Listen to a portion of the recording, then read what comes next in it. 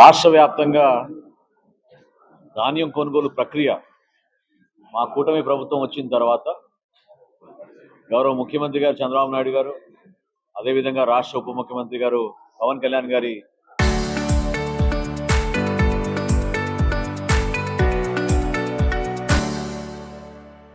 సలహాలతోటి సూచనలతోటి గతంలో ఎన్నడూ లేని విధంగా ఈ సంవత్సరం ప్రత్యేకంగా ఖరీఫ్ మాసంలో 51 లక్షల మెట్రిక్ టన్నుల ధాన్యం సేకరణ కోసం వివిధ శాఖలతో సమన్వయపరుచుకుంటూ క్షేత్రస్థాయిలో రైతాంగానికి మేలు జరిగే విధంగా మా పౌర సరఫరాల శాఖ నుంచి ఈ కార్యక్రమం ముందుకు తీసుకెళ్ళాం. ఈ రోజు వరకు జరిగిన ప్రక్రియలో 7,87,000 మంది రైతుల దగ్గర నుంచి 48,52,000 మెట్రిక్ టన్నుల ధాన్యం కొనుగోలు చేయడం జరిగింది. అందులో 10,750 కోట్ల రూపాయలు రైతుల ఖాతాలోకి 24 గంటల్లోనే జమ చేశాం. ఈ అద్భుతమైన ఒక పండుగ వాతావరణంలో జరగాల్సిన కార్యక్రమం వివిధ జిల్లాల్లో ఏ జిల్లాకా జిల్లా ప్రత్యేక సమస్యలు ఉంటాయి. అక్కడ ఉన్న రైతాంగం వాళ్ళు ఎదుర్కొంటున్న సమస్యల్ని గుర్తించి మా అధికార యంత్రాంగం, వివిధ జిల్లాల జాయింట్ కలెక్టర్లు, జిల్లా అధికారులు, వ్యవసాయ శాఖ సిబ్బంది, రెవెన్యూ సిబ్బంది అందరూ కలిసిగా ఒక మంచి ఆలోచనతోటి ప్రభుత్వానికి మంచి పేరు తీసుకొచ్చారు. మనస్ఫూర్తిగా అందరినీ కూడా అభినందిస్తున్నాను. నెల్లూరు జిల్లాలో ప్రత్యేక సమస్యలు ఉన్నాయి. గత వైఎస్ఆర్సీపీ ప్రభుత్వంలో జరిగిన అవకతవకల గురించి మీ అందరికీ తెలుసు. దాదాపు 3 సంవత్సరాలు ఈ జిల్లాలో ధాన్యం కొనుగోలు జరగలేదు. కూటమి ప్రభుత్వం వచ్చిన తర్వాత మొట్టమొదటి సంవత్సరం 75,000 మెట్రిక్ టన్నుల ధాన్యం గత సంవత్సరం మేము కొనుగోలు చేయడం జరిగింది. ఈసారి మేము ప్రాంతీయ సదస్సు ఏర్పాటు చేసుకున్నప్పుడు జాయింట్ కలెక్టర్ గారి సారథ్యంలో జిల్లా యంత్రాంగం ఆ రోజున కనీసం 1,50,000 మెట్రిక్ టన్నులు టార్గెట్ పెట్టుకుని ముందుకెళ్దామని ఆ రోజు నిర్ణయించుకున్నారు. రాష్ట్రంలో మొట్టమొదటిసారి మధ్యాహ్న భోజన పథకం కింద మన బిడ్డలకి సన్నబియ్యం సరఫరా చేయబోతున్నాం. ఇది బహుశా ఎవరు చేయలేని కార్యక్రమాన్ని రైతాంగం సహకారంతో చేయగలుగుతామని మేము ఎప్పుడైతే చెప్పామో రైతు సోదరులు కూడా పెద్ద మనసుతోటి రూపాయి ఎక్స్ట్రా కూడా అడగకుండా కనీస మద్దతు ధరకి మేము సేకరించే ఏ గ్రేడ్ క్వాలిటీ బియ్యాన్నే వాళ్ళు మాకు అందించడం జరిగింది.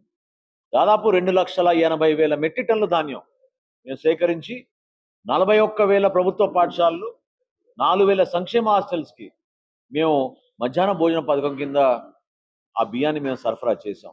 చాలా గొప్ప కార్యక్రమం. రైతాంగాన్ని మనస్ఫూర్తిగా అభినందించాలి.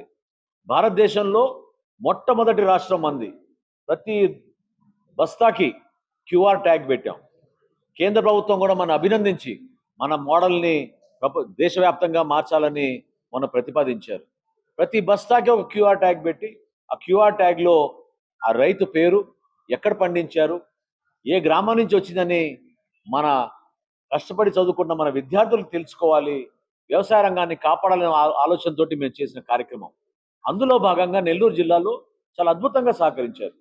ఎందుకంటే ఇక్కడ పండించే వెరైటీ సోనా మసూరి కానివ్వండి, బీపీటీ కానివ్వండి, ఖచ్చితంగా ప్రతి గింజ ప్రభుత్వం ఇందులో వ్యాపారం చేయదు. ఇది అంతిమంగా మన బిడ్డల కోసం, మనం ప్రభుత్వ పాఠశాలలో మధ్యాహ్న భోజన పథకం కింద వాడడానికి కోసం ఏర్పాటు చేస్తున్న ఈ కార్యక్రమాన్ని సహకరించమని ఆ రోజు నుంచి కూడా మేము రైతాంగాన్ని కోరినప్పుడు 100% ఈ సంవత్సరం ఈ సీజన్లో 2 లక్షల మెట్రిక్ టన్నుల ధాన్యం కొనుగోలు చేయడానికి నెల్లూరు జిల్లాలో మా యంత్రాంగం సిద్ధంగా ఉంది. అందుకు అనుగుణంగా దాదాపు 160 కోట్ల రూపాయలు ధాన్యం మేము ఆల్రెడీ సేకరించాం.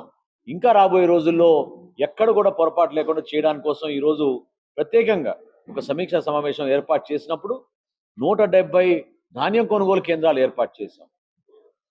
అన్ని నియోజకవర్గాల్లో కూడా ఒకేసారి ఒత్తిడి రావడం వలన మార్కెట్ ధర కన్నా ప్రభుత్వం అందించే ధరకి రైతాంగం ఏదో విధంగా ఆలోచించుకుని, ప్రభుత్వం అయితే మీకు 24 గంటల లోపే డబ్బులు జమ చేస్తుంది, బయట దళారులకు అమ్మితే ఇతర రాష్ట్రాల నుంచి వచ్చిన దళారులు కానివ్వండి, వ్యాపారవేత్తలు కానీ మీరు ప్రోత్సహిస్తే నష్టపోయే పరిస్థితి ఉందని చెప్పి మేము ఈరోజు వాళ్ళకి తెలపడం జరిగింది.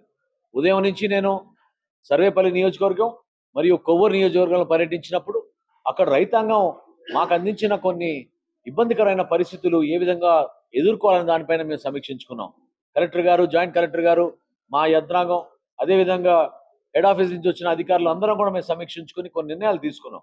మొట్టమొదటిది ఏంటంటే ఖచ్చితంగా ఇక్కడ ట్రాన్స్పోర్ట్ విషయంలో కొన్ని సమస్యలు ఉన్నాయి. మీరందరూ కూడా ప్రతిరోజు రాస్తానే ఉన్నారు పేపర్లో.